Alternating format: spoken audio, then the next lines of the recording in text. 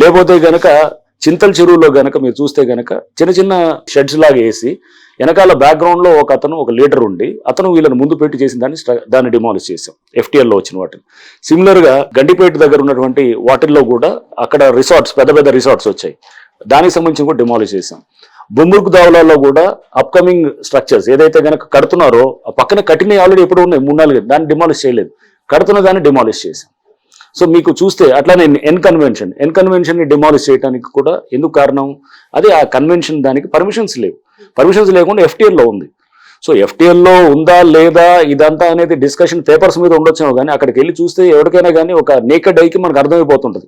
ఆ నీళ్ళలో వచ్చి అలలో వచ్చి అక్కడ గోడకి ఏది రిటెన్షన్ వాళ్ళకి తగులుతున్నప్పుడు అది చెవుల్లో ఉందా లేదా అనేటువంటి గుడ్డని చెప్పగలుగుతాడు అనమాట. 2 సార్లు ఎక్స్ వేదికగా ఒక అంగుళం గజం స్థలం కూడా నేను కబ్జా చేయలేదు, లేదంటే ఎంక్రోజ్ అవ్వలేదు, పక్కాగా పట్టాలని తీసుకుని నేను అక్కడ కన్స్ట్రక్షన్ చేశానని చెప్పి నాగార్జున చెప్తున్నారు. మోరో స్టే కూడా రాలేదని మీరు అన్నారు, వచ్చిందని అక్కడ నుంచి వస్తుంది. ఏం జరిగింది అసలు నోటీసులు ఇచ్చారా ఫస్ట్ ఆఫ్ ఆల్ మీరు ఎన్ కన్వెన్షన్ కి? పట్టా ల్యాండ్ అనేది ఫస్ట్ ఒక దానికి మనకు క్లియర్గా ఉండాలి. పట్టా ల్యాండ్ అనేది మీరు చూస్తే గనక శిఖం పట్టాస్ అంటారు. అంటే దాన్ని శిఖం పట్టాలు అంటే ఏంటంటే చెరువు ఉంటుంది, చెరువులో శిఖం పట్టా అంటే గనక చెరువులో డెడ్ స్టోరేజ్ వచ్చినప్పుడు, అంటే డెడ్ స్టోరేజ్ అంటే ఏంటి, బేసిక్ కొంతవరకే ఉంటుంది వాటర్, మిగతాది వాటర్ ఉండదు. ఎప్పుడు వస్తుంది డెడ్ స్టోరేజ్ అనేది, ఖరీఫ్లో వర్షం వస్తుంటుంది, రబీకి వచ్చేటప్పటికి వాటర్ తగ్గిపోతుంది, తగ్గిపోయినప్పుడు అప్పుడు ఒక పంటను వేస్తారనమాట, దాన్ని ఏక్ ఫసలి అంటారనమాట. మన మామూలు పాతకాలంలో కూడా ఏక్ ఫసలి అనేది. సో అంటే శిఖం పట్టాలో వ్యవసాయం చేసుకోవడానికి ఇచ్చినటువంటిదే, అంటే అగ్రికల్చర్ పర్పస్ కి అక్కడ ఆ భూమి ఉంటుంది. సో పట్టాలంటే ఇప్పుడు మీకు ఉండొచ్చు ఒక చెరువులో, సపోజ్ మీకు ఒక చెరువు దగ్గర ఏదో చెరువు దగ్గర మీకు పట్టా ఉంది, మీరు పట్టాన్ని నాకు అమ్మొచ్చు, నేను కొనుక్కుంటా, నాకు రిజిస్టర్ అవుతుంది. రిజిస్టర్ అయిన తర్వాత నేను దేనికి వాడాలి, కేవలం ఇరిగేషన్ అంటే వ్యవసాయం వరకే వాడాలి, స్ట్రక్చర్స్ రేస్ చేయడానికి కాదు. దాంట్లో చేయకూడదని చాలా స్పష్టంగా ఉంటుంది అనమాట. సో నేను స్ట్రక్చర్స్ పట్టా ఉండొచ్చేమో కానీ బట్ స్ట్రక్చర్స్ లేవు కాబట్టి పర్మిషన్ ఇవ్వలేదు GHMC. మరి 15 ఏళ్ళ నుంచి ఎందుకు పర్మిషన్ రాలేదంటే దానికి చెప్పాలి కదా ఆన్సర్. సో 15 ఏళ్ళ నుంచి ఎందుకు పర్మిషన్ రాలేదు, BRSలో ఎందుకు కాలేదు, బిల్డింగ్ రెగ్యులేషన్ అనే దానికి కూడా ఆన్సర్ ఉండాలి కదా. సో అది పట్టా ఉండొచ్చేమో కానీ but it is not meant for raising structures. పెళ్లిళ్ళు ఈ రోజు ఒకటి రేపు ఒకటి ఉన్నాయి, ఆ పెళ్లిళ్ళు చేసుకోవాల్సిన వాళ్ళు వచ్చి అక్కడ చాలా గోల చేశారు అనేది నిజంగానే. ఆ ఇంటీరియర్స్ కావచ్చు, ఏసీస్, లైట్స్, అక్కడ ఉన్న కొన్ని గూడ్స్ లైక్ సోఫా సెట్స్ అవన్నీ కూడా వాళ్ళకి ఆ ఓనర్ అనే వరకు అథారిటీ ఉంటుంది, కొనుక్కొని అందులో పెట్టుకుంటారు. నోటీస్ ఇవ్వటం వల్ల ముందస్తుగా అవి వాళ్ళు క్లియర్ చేసే అవకాశం ఉండేది కదా. సో పూర్తిగా అక్కడ నోటీస్ ఇచ్చామండి, నోటీస్ ఇవ్వలేదని ఎందుకు అనుకుంటున్నారు, నోటీస్ ఇచ్చాము, we have followed the due process. వాళ్ళు ఆ డ్యూ ప్రాసెస్ మేమంతా ఫాలో అవుతూనే వాళ్ళకి మధ్యాహ్నం కల్లా స్టే తెచ్చుకోగలిగారు. సో మీరు ప్రాసెస్ ఫాలో అవుతూనే చేస్తాం. కొంతమంది ఒకళ్ళిద్దరికి ఇబ్బంది అయి ఉండొచ్చు, వాళ్ళకి మ్యారేజెస్ ఇబ్బంది అయిందంటే కనుక మీకు బెంథమ్స్ థియరీ ఆఫ్ యూటిలిటేరియన్ ప్రిన్సిపల్ అని ఒకటి ఉంటుంది. బెంథమ్స్ యూటిలిటేరియన్ ప్రిన్సిపల్ ఏంటంటే maximum good for maximum people అనమాట. అంటే ఎక్కువ మందికి మంచి చేసేది అది కావాలన్నమాట. ఒకళ్ళిద్దరు నష్టపోతారని చెప్పేసి 98-99% మంచి చేసేదాన్ని ఆపరన్నమాట. సో ఒకళ్ళిద్దరు అనే దానికి డెఫినెట్ గా వాళ్ళకి దానివల్ల నష్టం అయి ఉండొచ్చేవో కానీ నేను కాదనలేను, వాళ్ళ మ్యారేజ్ పెట్టుకునే దానికి డిస్టర్బ్ అయి ఉండొచ్చు, బట్ దానివల్ల ఓవరాల్ గా మీకు సమాజం మీద వచ్చినటువంటి ఇంపాక్ట్ కూడా మనం చూడాలన్నమాట. ఏదైనా డిపార్ట్మెంట్ సంచలనాల డిపార్ట్మెంట్ మీకు వస్తుందా, లేదంటే మీ చేతిలోకి వచ్చినాక ఆ డిపార్ట్మెంట్ సంచలనం అవుతుందా? నాకు ముందు నుంచి కూడా ఒక క్యూరియస్, రంగనాథ్ గారు ఏది చేసినా ఒక సంచలనం. చివరికి ఈ రోజు మీ ఇంటి దగ్గర సెక్యూరిటీ పెడితే కూడా అది ఒక వార్త అయిపోయింది స్టేట్ వైడ్ గా కూడా. మెడికో ప్రీతి ఇష్యూ, అమృత ప్రణయ్ ఇష్యూ అవ్వచ్చు, లేదంటే ట్రాఫిక్ ఇష్యూ, కార్స్ కి బ్లూ ప్రింట్ కి సంబంధించి అప్పుడు చాలా సెన్సేషనలిజం అయింది. ఇప్పుడు హైడ్రా కూడా అదే కోలోకి వచ్చేసింది. అంటే సెన్సేషన్ ఎందుకైతే నాకు తెలియదు కానీ బట్ నేను ఒక 2-3 స్టెప్పులు ముందుకు వెళ్తాను. సపోజ్ మీరు ఒక గాంజాది నల్గొండలో ఉన్నప్పుడు గాంజాది పట్టుకున్నాం అనుకోండి, అక్కడతో ఆపేది ఉండదు అనమాట. దాని సోర్స్ అయినటువంటి AOB ఏరియాలోకి వెళ్ళి మేము అప్పుడు ఫైరింగ్ చేయడం జరిగింది అనమాట. చేసినప్పుడు అది సెన్సేషన్ అంటే ఏంటంటే రూట్స్కి వెళ్తాం, రూట్స్కి వెళ్ళినప్పుడు న్యాచురల్గా దానికి వల్ల అంటే ప్రాబ్లమ్ అక్కడ చూడకూడదు సూపర్ఫిషియల్గా. దాని నెక్స్ట్ 3-4 స్టెప్స్ లోపలికి వెళ్తే కనుక అసలు సమస్య అక్కడ ఉంటుంది అనమాట. ఇప్పుడు హైడ్రా కూడా ఎందుకు disaster management, asset protection 2 components ఉంటాయి. డిజాస్టర్ మేనేజ్మెంట్, డిజాస్టర్ రెస్పాన్స్ అనేది ఓకే, మామూలుగా మీరు ఇంతకుముందు టిపికల్గా వర్షం పడితే కనుక పారలు పలువులు పట్టుకొని రోడ్డు మీద మ్యాన్ హోల్స్ పక్కన చేసేది. నేను ట్రాఫిక్లో 5 ఏళ్ళు ఉన్నాను, నేను DCPగా చేశాను అండ్ సిటీ ట్రాఫిక్ చీఫ్గా చేశాను. సో నాకు తెలుసు ట్రాఫిక్ సమస్యలు ఎలా ఉంటాయనేది కూడా ఈ వర్షం వచ్చినప్పుడు. బట్ సమస్య అక్కడ కాదు, సమస్య ఇక్కడ ఉంటుంది అనమాట. ఏది అసెట్ ప్రొటెక్షన్ దగ్గర, ఏది చెరువులు ఆక్రమించుకోవటం, నాళాలంతా మొత్తం ఆక్రమించుకోవటం తోటి సమస్య అక్కడి నుంచి వచ్చేది.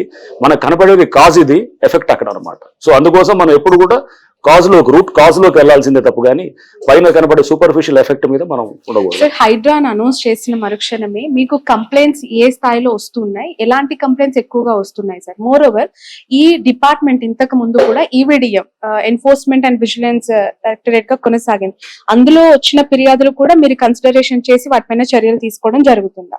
ఉంటుంది. కంప్లైంట్స్ అనేసి ఎట్లా ఉంటుందంటే మనము కంప్లైంట్స్ అనేది మనం ఒకసారి వర్క్ తోటి ట్రస్ట్ బిల్డ్ చేసామనుకోండి, పబ్లిక్ కూడా నమ్మకంతో వస్తారు, వచ్చి చెప్తారు.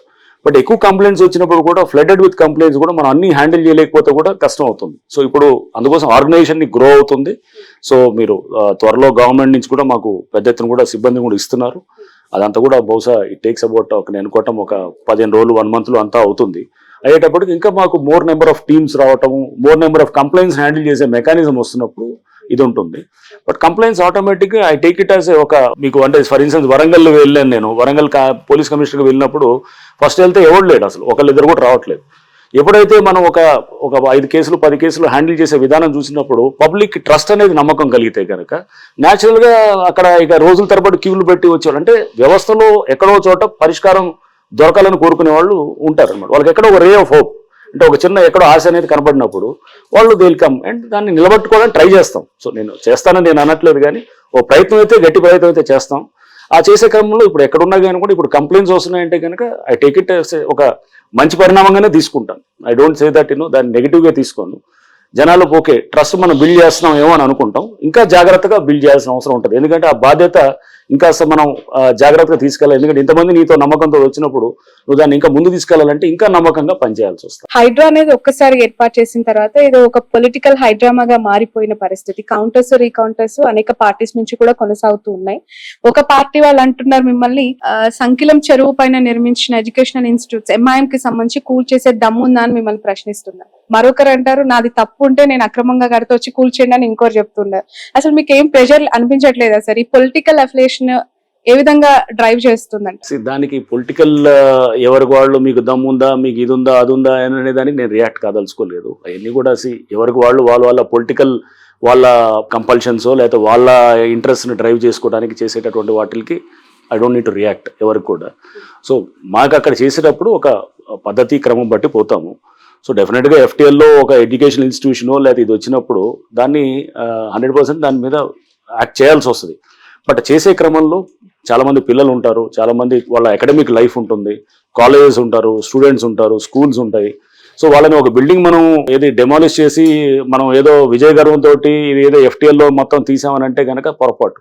ఆ ఎఫ్టీఎల్లో చెరువును పరిరక్షణ అందింపడటం పిల్లల అకాడమిక్ లైఫ్ ని కూడా మనం జాగ్రత్తగా చూసుకోవాల్సిన అవసరం ఉంటుంది. అలానే వదిలేసేది కాదు, మనం ఒక టైం ఫ్రేమ్ ఇవ్వాలి, ఇచ్చేసి వాళ్ళకు ఒక 6 months అకాడమిక్ ఇయర్ అయిపోగానే డెఫినెట్ గా అప్పుడు they will be liable for ఇది వెకేట్ చేసేటట్టు కూడా ఉండాలి. సో హైడ్రా కూడా హ్యూమానిటేరియన్ గ్రౌండ్స్ ఉన్నాయి, ఆ కోవలకు వర్తిస్తుంది చూస్తుంది అంటారు. హైడ్రా అనేది ఫైనల్ గా మనుషులతోటే నిండి ఉంటుందండి. హైడ్రా అనేది ఒక మాన్స్టర్ ఏం కాదు, సో మనుషులతోటే ఉంటుంది. చూసిన తర్వాత పేదవాళ్ళని ఎందుకు టార్గెట్ చేయమంటున్నాము? చిన్న చిన్న ఎప్పటి నుంచి వచ్చిన వాళ్ళు ఎందుకు టార్గెట్ చేయమంటున్నాము? ఎందుకు ఓన్లీ రిసార్ట్స్ నో లేకపోతే కమర్షియల్ గా ఉండేవాళ్ళు లేకపోతే ఎవరో దాన్ని ఒక అంటే ఎఫ్లూయెంట్ సెక్షన్స్ ఎందుకు టార్గెట్ చేయాలనుకుంటున్నాం అంటే దీంట్లో డిఫరెన్షియేట్ చేయాలి. అందరినీ ఒకే తీసుకురావడం అనేది ఇట్స్ నాట్ కరెక్ట్ కాదు. గవర్నమెంట్ కూడా ఆ విధంగానే ఇంటెంట్ తోటే ఉంది అండ్ నేను కూడా ఆ విధంగా పనిచేస్తానని నన్ను ఇక్కడికి తీసుకొచ్చినట్టు. అంటే ఎప్పుడు ఒక పాలసీ అనేది ఉన్నప్పుడు దానికి 2 వైపులా కూడా మనం జాగ్రత్తగా ఆలోచన చేయాలి. అండ్ ఇది సామాన్యులకి లేకపోతే పేదవాళ్ళకి ఇబ్బందికరమైన పాలసీని తీసుకొచ్చి మనం చేయటం అనేది కాదు. ఈ సిస్టమ్ని మ్యానిపులేట్ చేస్తున్న వాళ్ళ మీద మనం డెఫినెట్గా మనం హార్ష్గా యాక్ట్ చేయాలి.